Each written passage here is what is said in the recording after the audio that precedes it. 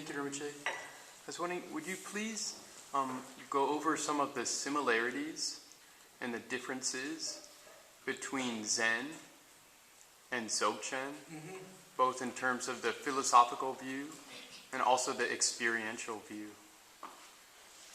I think, of course, I did not really started about Zen or do too much, but Zen meditation is definitely very similar with Dzogchen meditations, because it's similar way I'm talking about the same as like the emptiness. Emptiness meditation is very similar because Zen meditation immediately pointing out, such as emptiness mind or the no mind. So going to direct to the emptiness aspect of the mind. In that way, true teaching and Zen teaching, and as well as Mahamudra teaching, I think it's close, very close. I think it's teaching. I don't see really the big difference there. That is my understanding. So the true teaching and Zen teaching, so maybe similar. So that is my analysis or my understanding. And then, is it okay to ask? Then what would the difference be in terms of, because Zen is usually like Bodhisattva yana, and then the Bodhisattva yana, and then Dzogchen is like the Ati Yoga yana. So what's the difference in terms of the practice of it, or? And the difference between of the techniques and where they started this practice of Zen. Again, I don't really know too much about the Zen. Started that, but Zen is more focused. Kind of my understanding. Of course, you can correct me. You all can correct me, but my understanding is more focused on the emptiness aspect. Emptiness, and that's such as like. The form is emptiness, sound is emptiness, air is emptiness, every aggregate is emptiness, which is, the Buddha teaching, which is true. This is the very direct Mahayana teachings. So it's more focused on the emptiness aspect of that. And according to also my understanding, maybe the Zen is not actually in the Buddha's teaching, they always told, according to Vedic Buddhism, always told, skill means the aspect of teaching and the wisdom aspect of teachings.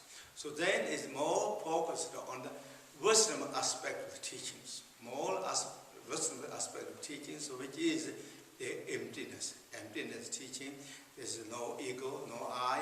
All that is kind of more focused on that.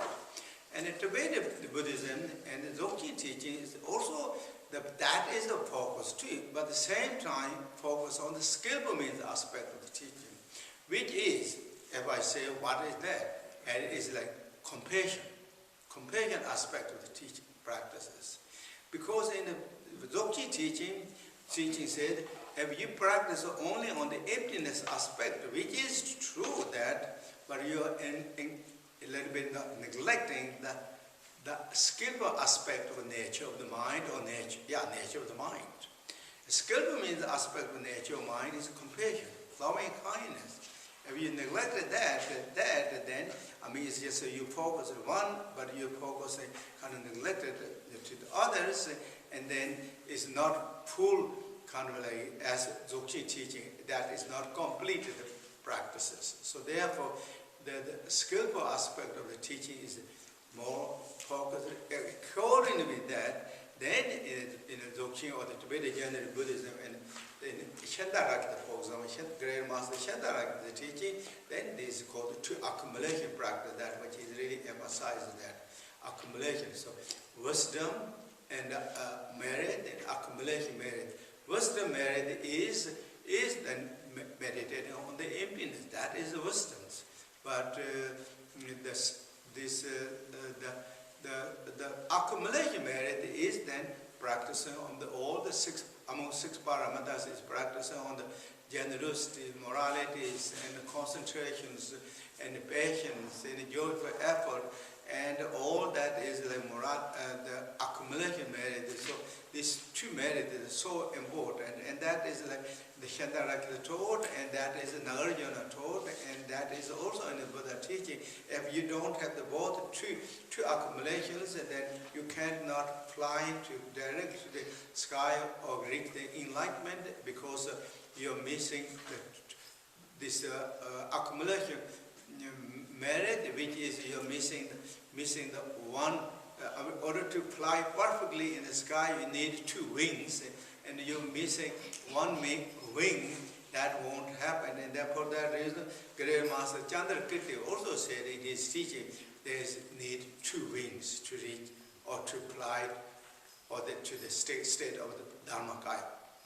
So those are the, I think it's a little different. In the Dzogchen teaching, then is again in Trikchu is in the Trikchu level that is Zen, and they are similar, but then is not just only that Dzogchen focus, only that in focus, also in skillful aspect of the main aspect, and which is also clarity aspect of the nature of the mind.